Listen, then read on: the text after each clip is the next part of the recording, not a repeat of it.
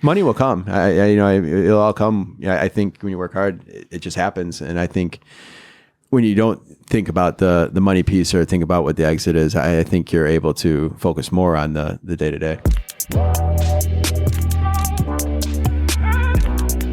I don't throw darts at a board. I bet on sure things.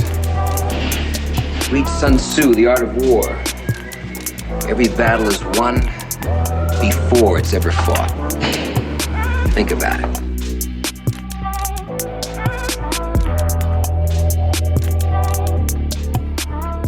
Welcome to another episode of the Profitable Property Management Podcast. Today I have Mark Ainley with GC Realty on the show. Yo, how you doing, bro? I'm doing good. Let me just say here, and I've told other people in our circle this, that I've always loved your podcast. Like yours is like the first, when we actually got into the national scene of NARPM and all that, like yours was one of the first things I was introduced to. And when I got into podcasting last year, I wanted to do something different. I didn't want to just blend in. And I've always, since I started the podcasting journey, I've modeled myself after the depth you go into. So you're awesome at it. So I just want to pay you those compliments where everyone can hear it. Like you've helped me on my journey big time with the whole. You just take you go another layer deeper, and I love that about your questions. I appreciate that. Thank you, man. Don't go too hard on me today, though. If it feels good to be here with another professional. You've been in the saddle. How many episodes do you have? Deep are you on your podcast? 140, I think. We have 140 recorded. I think 127 have came out so far, I think. That's a lot of reps. And what's interesting, Mark, about the tack that you've taken, we're glossing over a lot, so we're just going to jump right in. You run a property management company. You started a podcast, but the flavor of what you did was very intentional. You didn't start a podcast for other property managers, which would be interesting, but it's not your consumer. Your consumer is the real estate investor. Your consumer is the person that owns the home that needs to be managed, and that's who you've targeted in your content. It's fairly obvious, but for whatever reason, that's lost on some folks, and I think that's really important.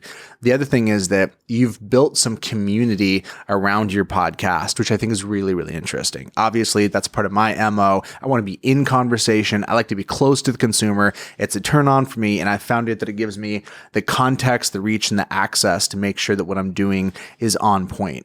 When you think about what's made the difference in your podcast, because there's content and then there's content. You've had persistence. You're 140 episodes deep. I see that you enjoy it, which is a huge factor. In your mind, what were some of the other differentiating factors that have allowed you to have some pretty considerable success with your podcast as a marketing vehicle for your business? Well, I think, so one of the reasons I got into it is I found myself being able to help people on an individual basis. I have a pretty deep investor rehab background.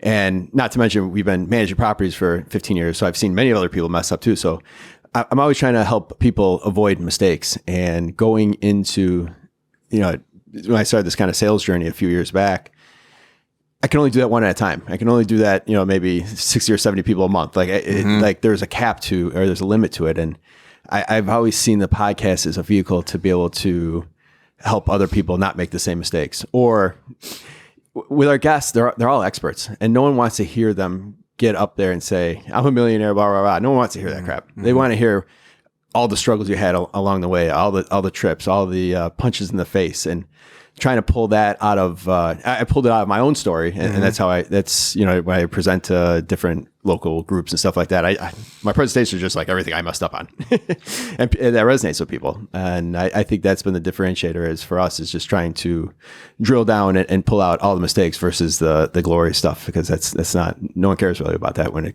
it's all said and done. I love that you're speaking from a place of conviction and expertise. I've, in my career, been in places where I was performing. I learned about what I was talking about. I learned enough to be dangerous, but I wasn't speaking from firsthand experience versus having the ability and the potential to effortlessly talk for hours about something that I've lived. It's firsthand to me. It's palpable. It's like it's in my DNA.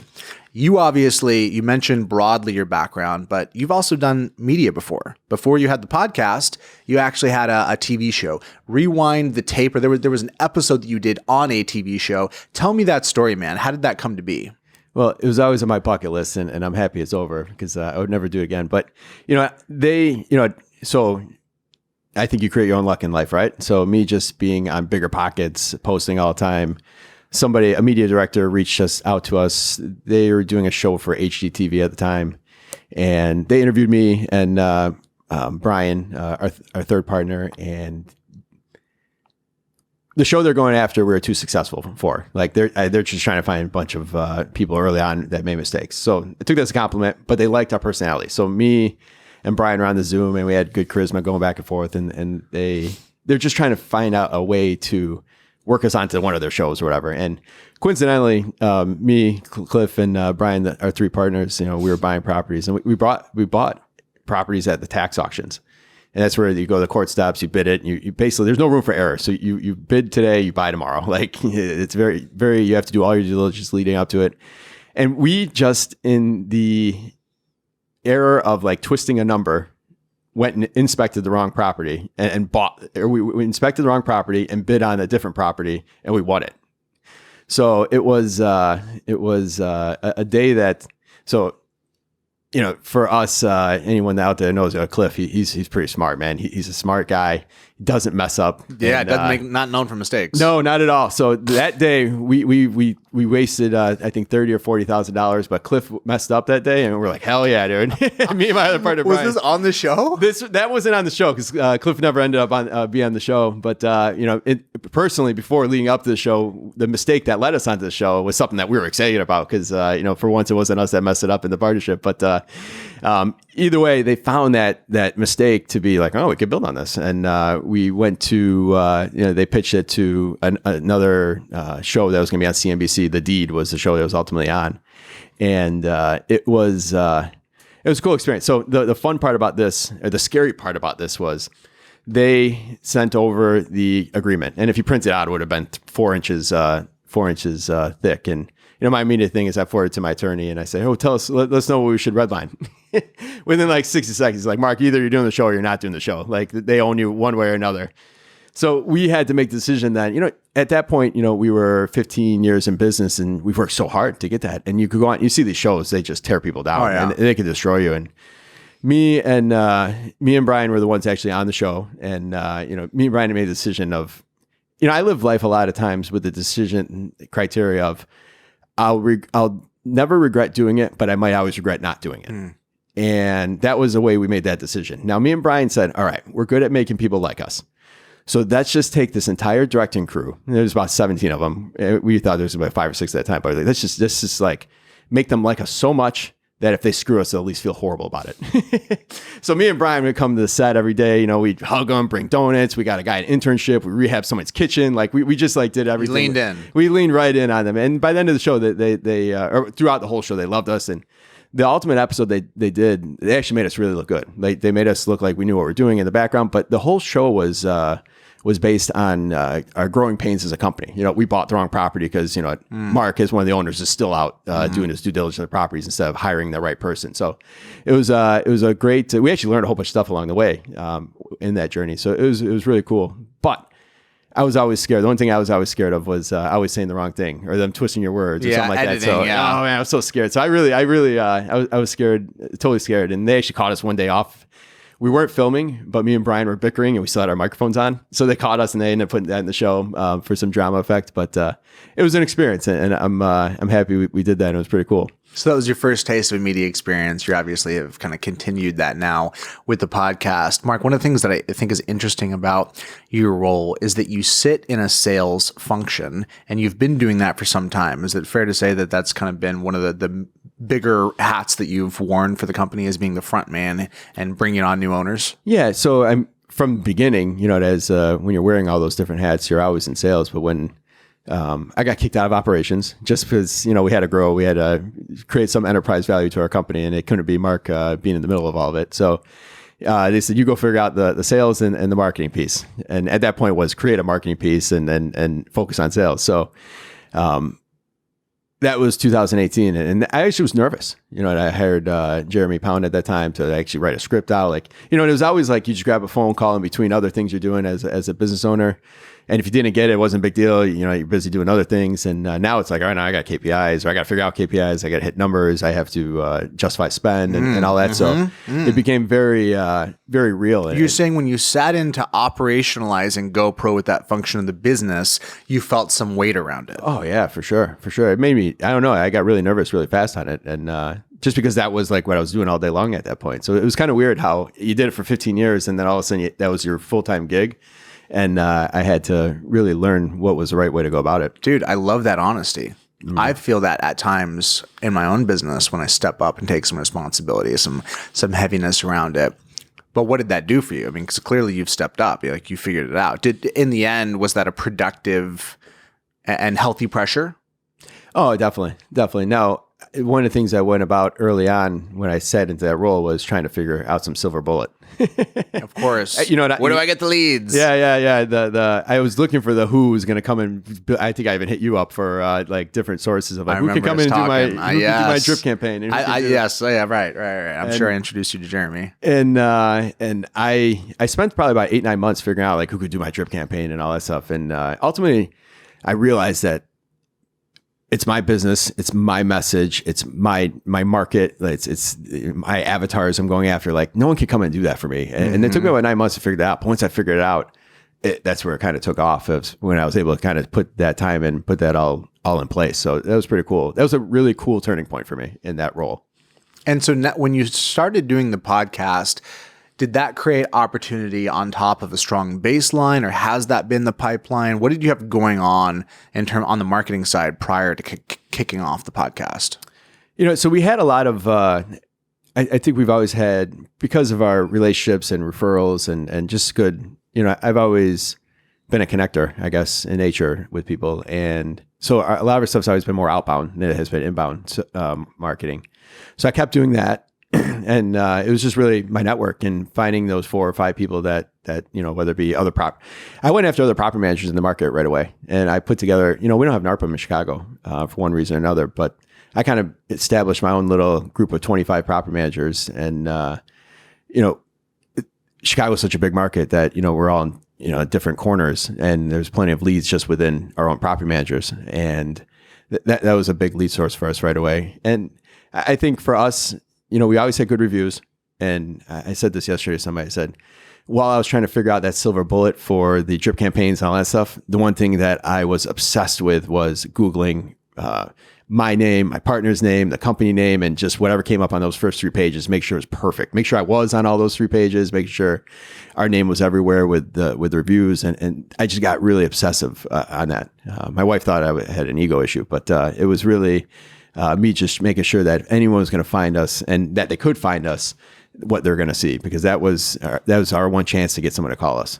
And what level of impact were you able to make on the reviews specifically? For some folks, it's like a lost cause and they're pessimistic and, oh man, the reviews are no good and the situation sucks and Yelp sucks and they disengage. How much were you actually able to influence the outcomes there? Well, my take on reviews is if you could get out ahead of everyone else, no one will try catching you. And that was kind of my mindset I went into. We were all kind of in that 100, 200, and across all of Chicago, like in 100, 200, people were from, anywhere from 1.5 to 4.5. And I'm like, all right, let's just run away with this. That way no one's going to even want to mess with us. Taking souls. And we've been able to keep a pretty healthy lead across all those different review platforms. And I think that's been a huge difference, because I think when you have a lower rating, it doesn't necessarily translate to a less quality of a company. It just might mean that's not their focus, is trying to make sure those. I'm pretty obsessive. You get a bad review. How can we fix it? Is there an opportunity that the guy's happy now to remove it? All that stuff. Very ethically, though. I don't do anything in the gray area. Of course. But I think if you have bad reviews, I think people call up and they're looking for something wrong with you right away. Versus if you already are there's a level of authenticity when you have that big review right when you get on the phone with them, the good reviews. Mark, how do you think about the leverage that you have being in the sales seat as an owner? One of the paradigms that I talk about with my team members is that when I am acting in a sales capacity, I'm cheating. I'm doing things that my sales guy can't because I am the owner. I can use my own kind of founder voodoo to say, hey, you should sign up. You know me, right? You know me. You've seen me. It's going to be great. You should do it. I can talk in broad generalities. My sales guy can't do that. That's not a transferable skill.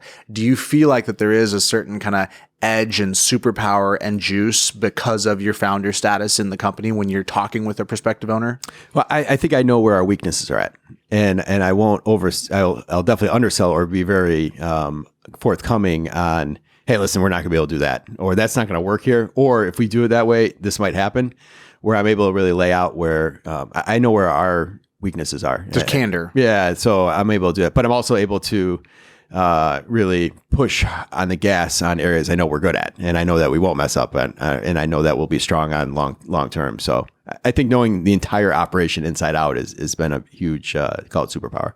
So when you've been doing the marketing piece, and not only are you the front man, but now people are actually able to have access to the front man if they're talking to you in a sales capacity. What does that kind of balance or interplay look like as you've kind of developed some status?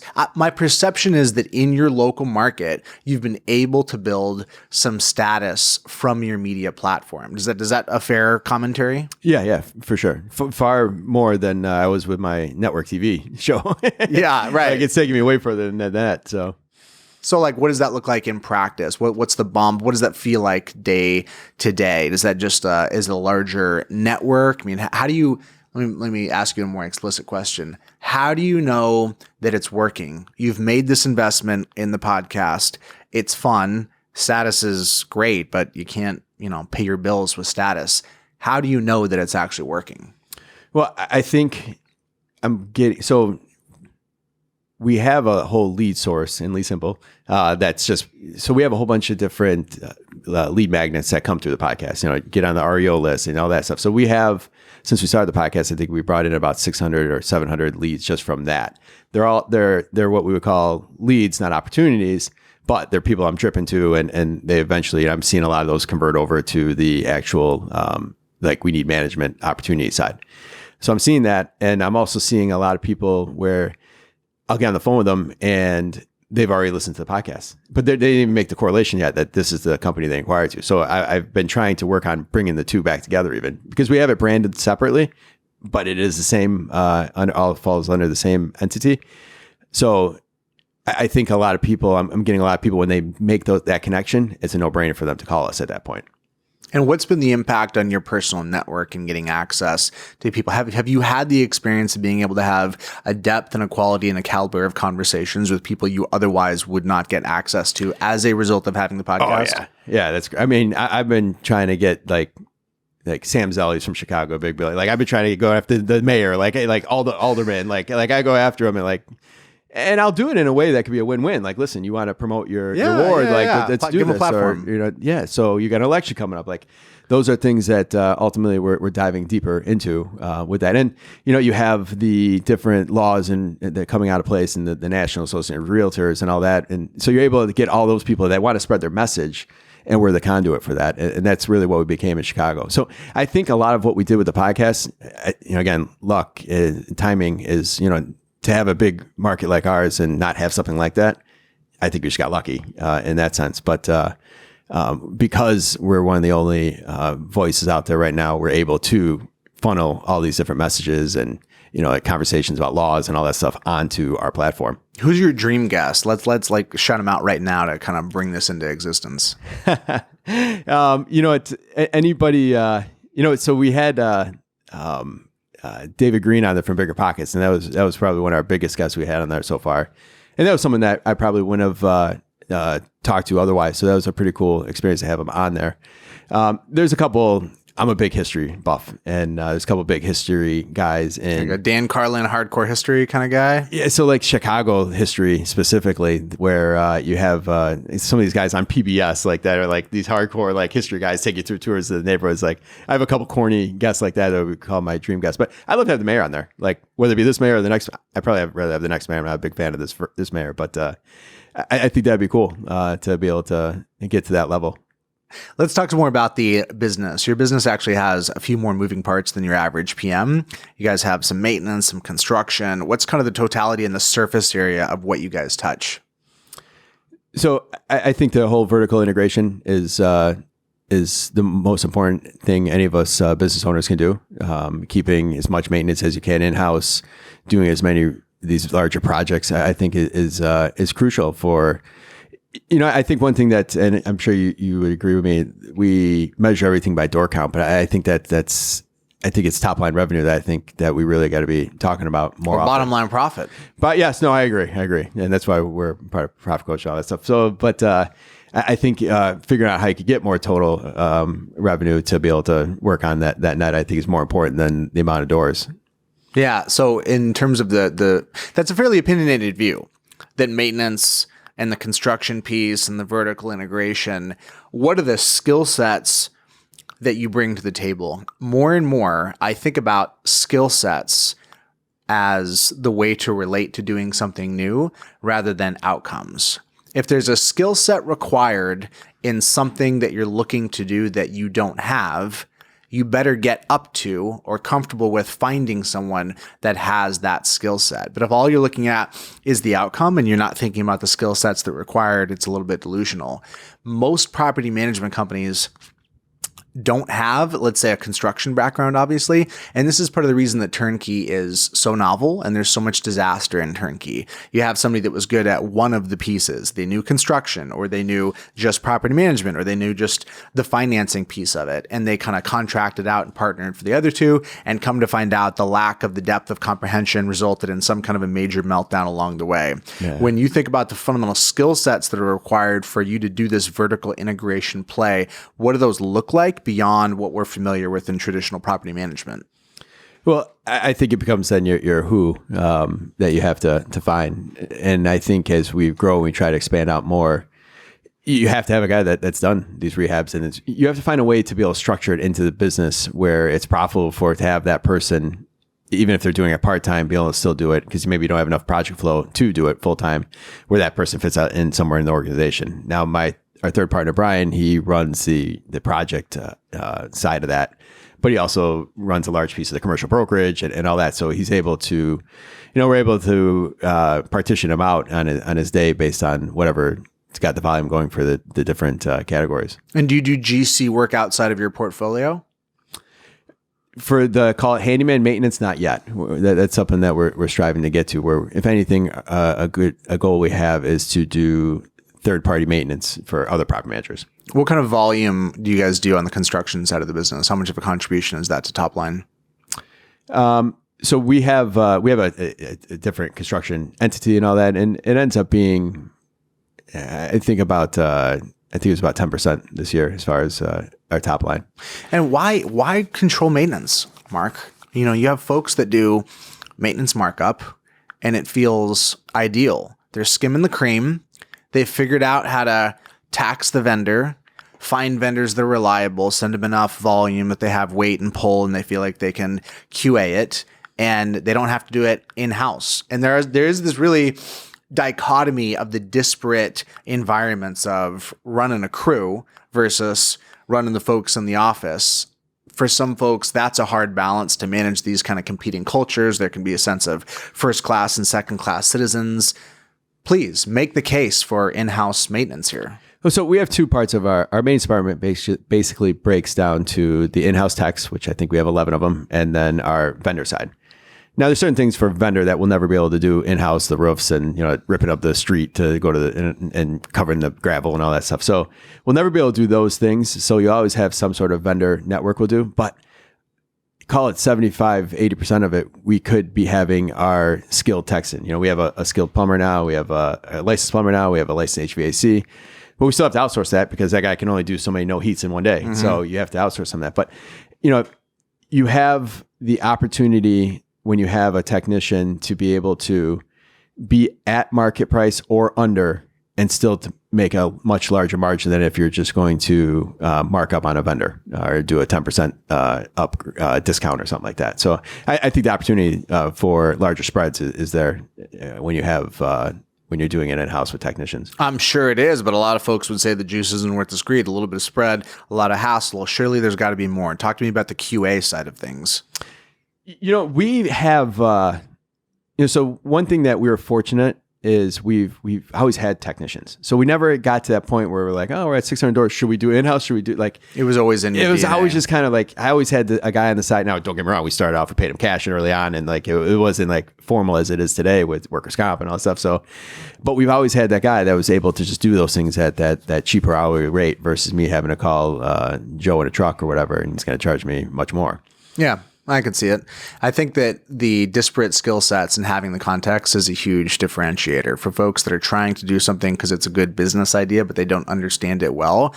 It's a bigger leap. Sometimes the thing that you want requires a level of sacrifice that you're not quite willing to provide in terms of taking your lumps and learning a new aspect of the business, and you just got to be honest about that.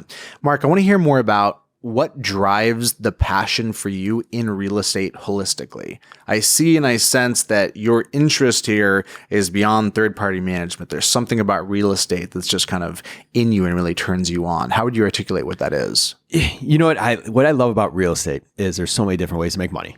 And that was very the case, very much so the case early on. And you know, when we opened the door, we were going to be a commercial like brokerage. Like that was the goal back in 2003.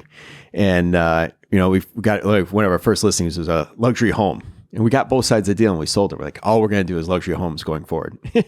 We never sold a luxury home since, but, you know, then we got into, you know, selling investment properties, and then that, you know, property management came from that, and the market crashed and we had the downturn, and it was, all right, how do we, you know, let's do property preservation, because we keep people moving, keep, you know, at least people eating. Mm-hmm. And then it's like, wow, there's this opportunity to buy all these properties. So, you know, and we bought hundreds of properties between 08 and 18.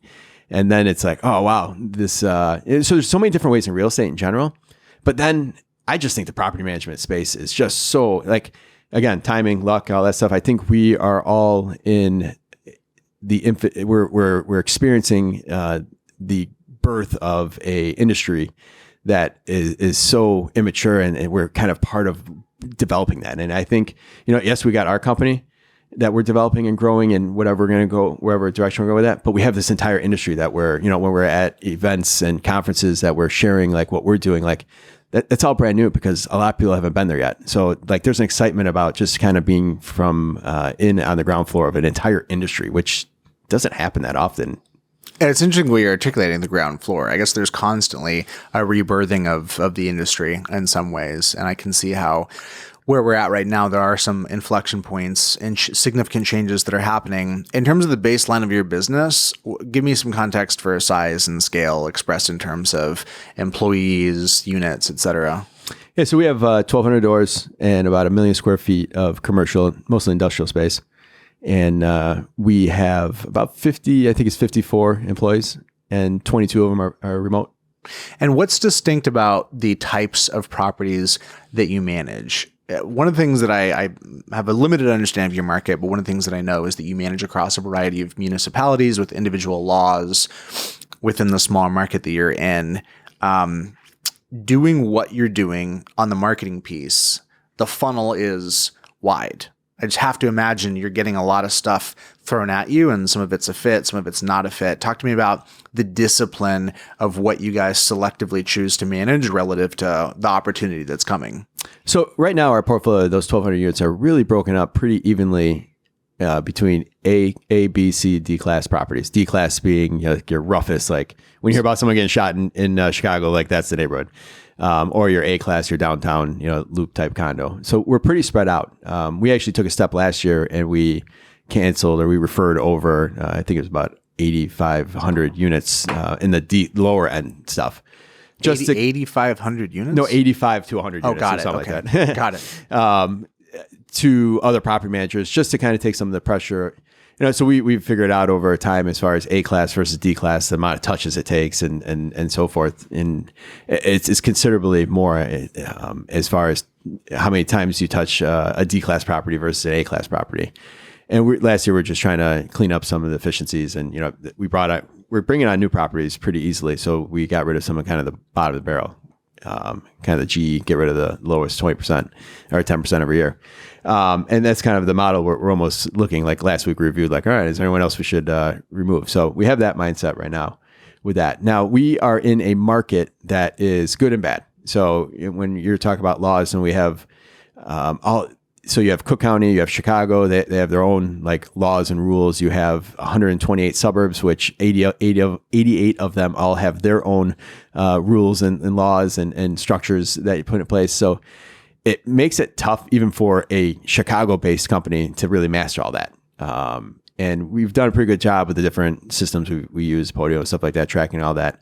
But it makes it really tough for companies coming from outside of Chicago trying to manage from afar here. So I can always explain, we kind of got a nice little moat around us in Chicago because all of these different, you call it challenges or hurdles that are really tough to overcome, even if you're local. And is there a fair bit of churn in your market? I mean, do you see folks come and go just in terms of operators that are cycling through the market? No, I think what we see more is the ability for companies to scale. I think getting past the 250, 300 doors is tough for them to scale because they're hitting a lot of walls at the point when all these companies have to start hiring people and putting things in writing and all that stuff. Now all these different restrictions on all these different cities and all these different laws, and we have 3 different leases, and all these things now become hurdles or just things they can't overcome easy enough. So they just kind of stick at that few hundred door basis, or they sell at that point.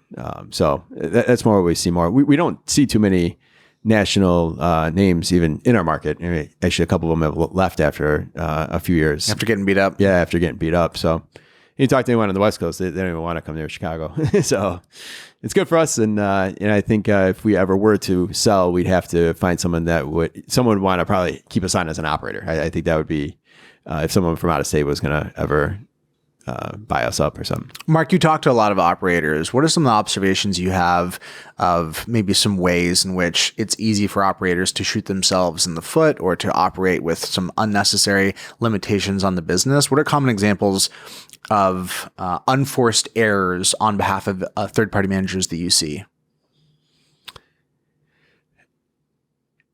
I think manpower. For us, it was always an issue. We never hired fast enough, and even up until recent years, we've never hired fast enough. And I think the flow of remote workers now has helped us overcome that or be able to move faster. But I think too many people I talk to just get to the point where they don't even have time to hire the person out because they're so slammed. I see that more times than not, specifically in our Chicago market. So I end up coaching a lot of those people, or connecting with Anna Quim or something like that. Just this is kind of your mostly your silver bullet here. Mm-hmm.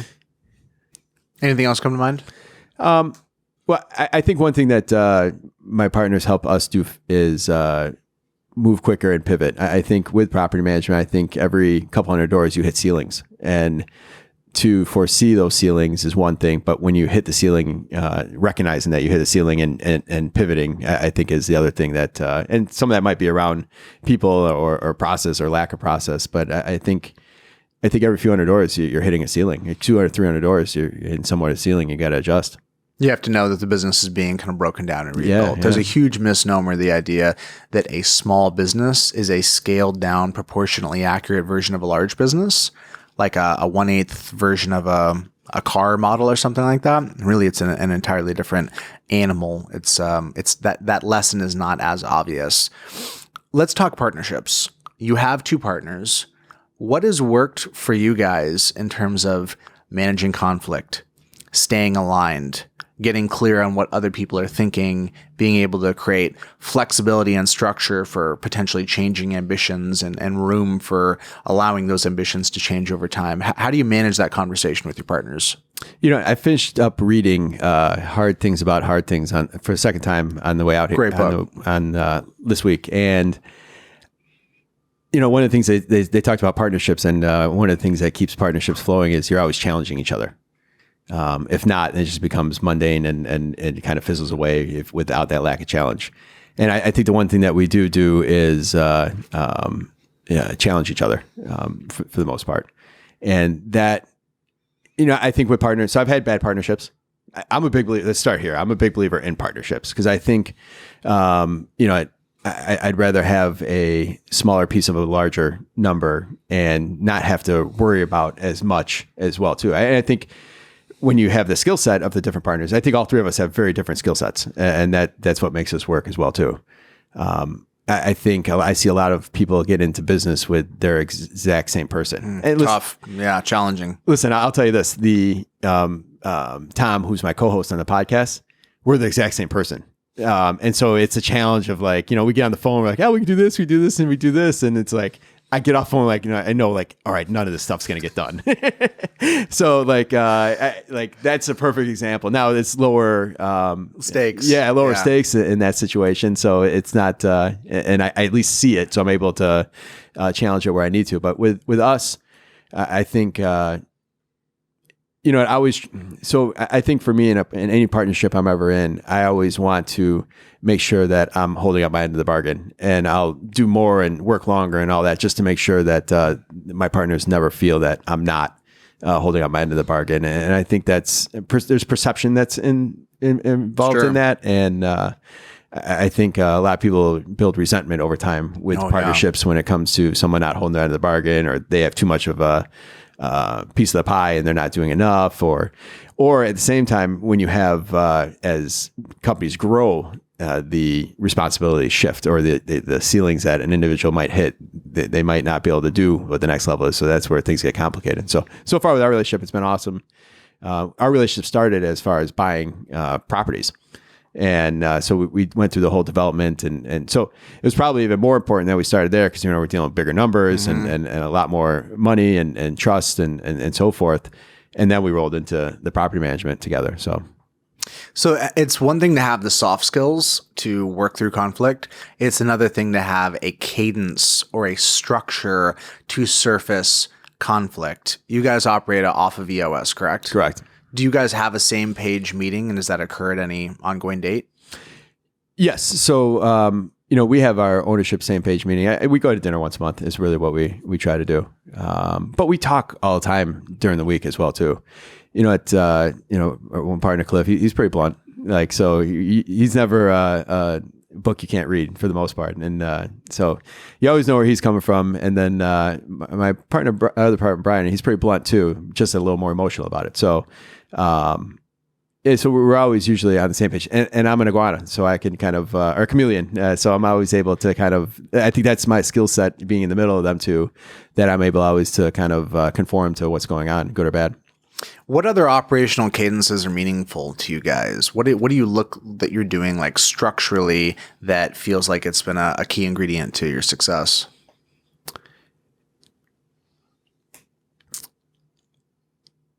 A lot. There's a lot that, I think we're always our hardest critic. And I think there's so much we've done that's so awesome that is building a foundation. So at 1,200 doors or 1 million square feet of commercial space, like we have a foundation that could 10x that.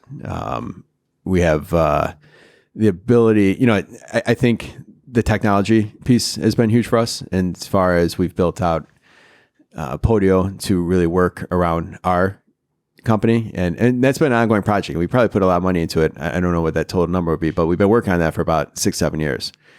And the funny story about the Podio piece is we built out Podio to be really intense, and we rolled out to all our employees, and it was always an afterthought. We literally chased them down to check off stuff that I know they did 3 days ago. It's like, finish your task. So we actually rolled it back to call it a glorified checklist, and then all of a sudden, they started using it, and then one by one, like, well, what if we do this, or what if we click here, we'll let leasing know, and now it's more robust than ever. So it's funny. The lesson the hard lesson we learned there was getting everyone's buy-in going into a big change like that.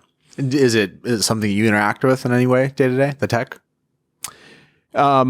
The platform, I mean, the entire company uses on a daily basis. For me, I don't do too much of the back end side of that stuff. So the sales stuff that you're doing is all inside of Lead Simple. Yep. So I've built out Lead Simple like to be pretty intense. Like it's pretty.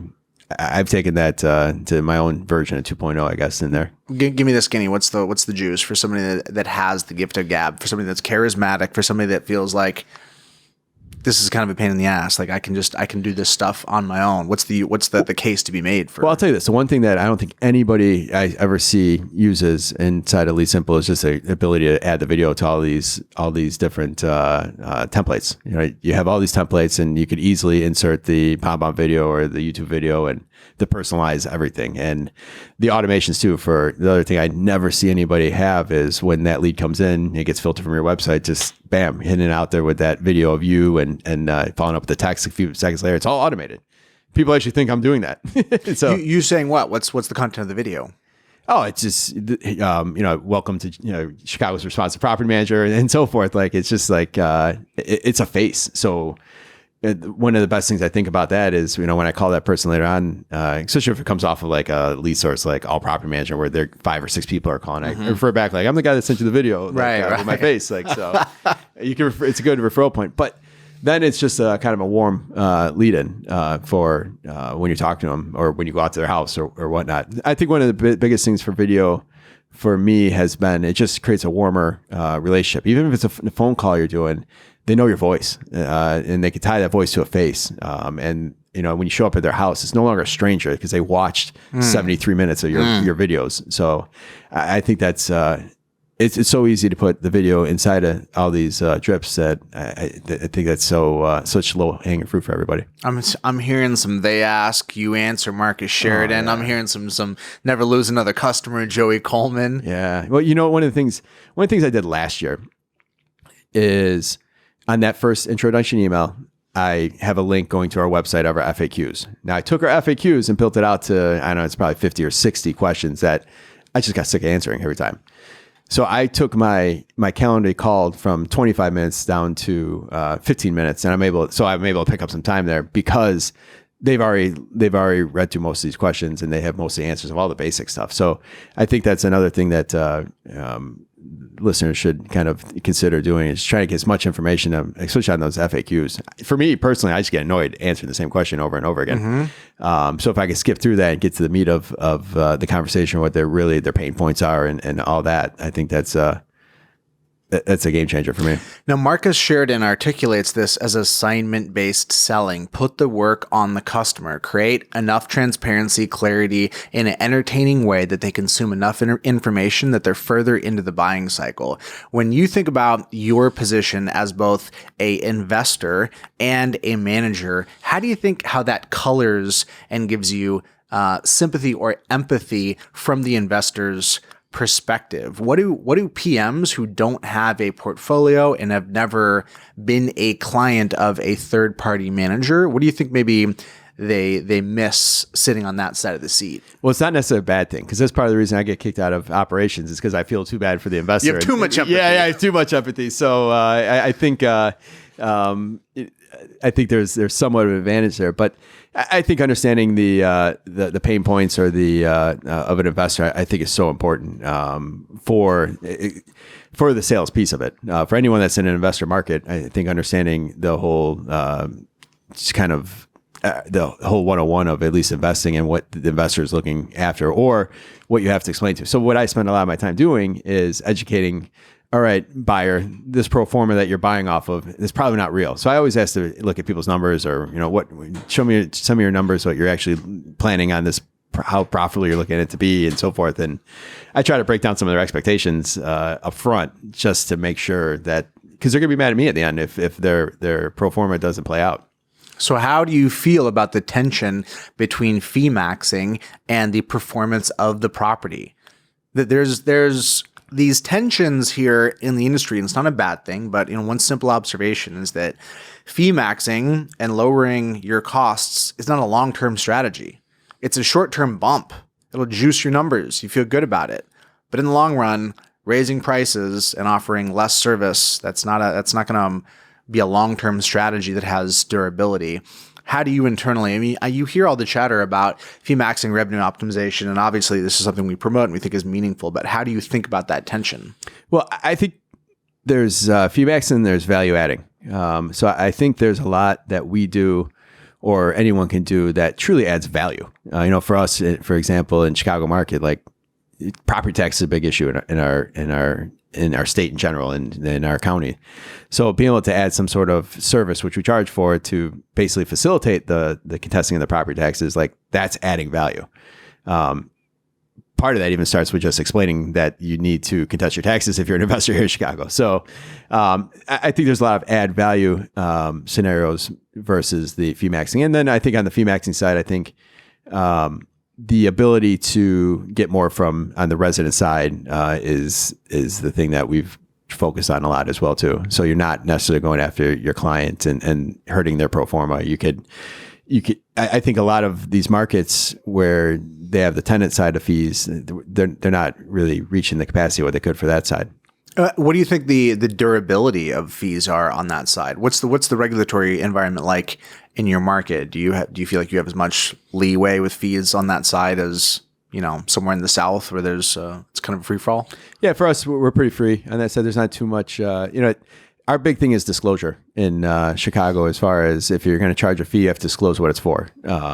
And there's actually a page in our lease template that it's just a disclosure of fees. So just be able to put it on there and be able to justify it, whether it be the future lease renewal fee or the move-in fee or whatnot. I think we have pretty good opportunity to do that.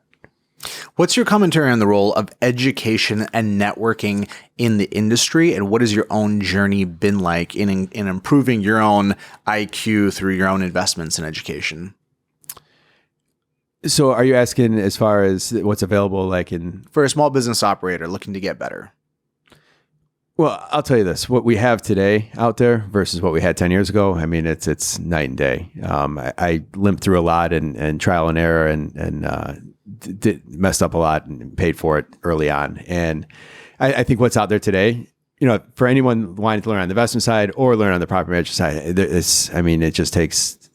it's out there. It's so cool that it's out there. I always tell people that are getting in the business or 100 doors into, like, you guys have such an advantage, a leg up. Like, you should be able to take my journey and cut it into a third and get to where we're at, just because it's all out there. You got to go find it, and you have to actually take the time to use it, but it's out there. Mark, you and I hiked the Grand Canyon last year, and we had a hell of an adventure doing that. What was that experience like for you? What were your takeaways from that? One of the takeaways I took from that was, yes, we hiked 26 miles across the Grand Canyon and back, but I think one of the better parts of that entire journey was the training for it. I really, really enjoyed, the 90 days I was doing everything leading up to it. One of my goals of the training was to be so prepared that I could at least enjoy the moment. I didn't want to be dying at the bottom of the canyon and thinking, I wish I would have done this a little more. I wish I would have walked extra 10 miles that last week. That was me. That was the experience I was having. All right. So I wanted to truly... You were wiser than me. I wanted to so that second day we came back, I was with a property manager out of Northern California, and me and him laid around at rocks looking up at, we're literally looking at rocks saying, oh, that looks like that. We really enjoyed the moment. So it was something. So for me, I've never been outside so much like that, like in a 24-hour period. Like, I don't know, you just don't go. I've never really done that, so that was a whole nother kind of first for me as well too. I never been to the Grand Canyon, never done anything like that. So talking to Ben Sensabaum, because of that experience, I want to find something else to do that's equivalent to be able to train, prepare for it. So it was really, even though we did it for 2 days, it was really, call it a 3.5 month journey. Another goal, another benchmark, something to reach for. When you think about your own journey and the metaphor that represents for entrepreneurship for you, what goals or aspirations do you have that the pursuit of will continue to keep you at the edge of your human capability? See, that's tough because I probably don't have the answer that you would think I would have. I think what really gets me out of bed is just be able to do more with what we have and continue to grow and build on it. I think the day that we stop growing, or if we say, let's just settle here, like that's where I'll check it off soon after that. As far as where it'll go, part of the journey is not knowing where it's going to go. So what I'm contributing on a daily basis and the change we make, or how we try to better, whether it be myself or the business, like that's the creating your own luck part. And I don't necessarily even have an end game in mind, I guess, when it comes to all that. So I know that's probably not a traditional answer, but it's everything that I'm doing on a daily basis and these little tweaks and these changes. And helping other people and all that. That's what gets me excited. You're staying in the dojo. Yeah. That's what it is. It's that constant discipline. It's the journey, not the reward or destination. That's familiar advice. It makes sense to me. Money will come. It'll all come. I think when you work hard, it just happens. And I think when you don't think about the money piece or think about what the exit is, I think you're able to focus more on the day-to-day. So what does success look like to you? If you think about being at the end of your career and the commentary, the sense, the vibe, the reflection that people have on Mark Ainley, how he showed up in his professional career, what would some commentary be that you would feel like would be a job well done for you? What does success look like at the end? Well, so going back on what we were talking about earlier, this is such a young industry. There's we're in a time where, automation, technology, every industry is changing, right? And I think we have the ability to change this industry for the good and really help people. And I think there's a lot of, between the education piece, between the quality property management, I think we just have the ability to change the industry and help so many people. And I think if we're going to look back, if we're going to in the future look back, and what we did is, if anything, help change the industry to just be a better industry. Man, let's end it there. That's a great reflection. I'm excited to stand with you in that contribution, brother. All right. Thanks. Thanks for coming on the show. Oh, it's been awesome. Until next time. Jordan here asking you, what do you got? What is a question you want to ask me? Can you stump me? Can you throw me something hard, perplexing, vexing, something you feel tied up in knots with? Throw it at me. I'll do my best to try and answer that question, to dissect it, to parse out the nuance, and maybe help you get a bit more clarity. I'm looking for questions as the basis for creating content, and you're looking for answers as the basis for clarity. And wouldn't it be perfect if those two things matched up? Drop a comment, send me an email, jordan@leadsimple.com. Let's stay in the conversation. Peace.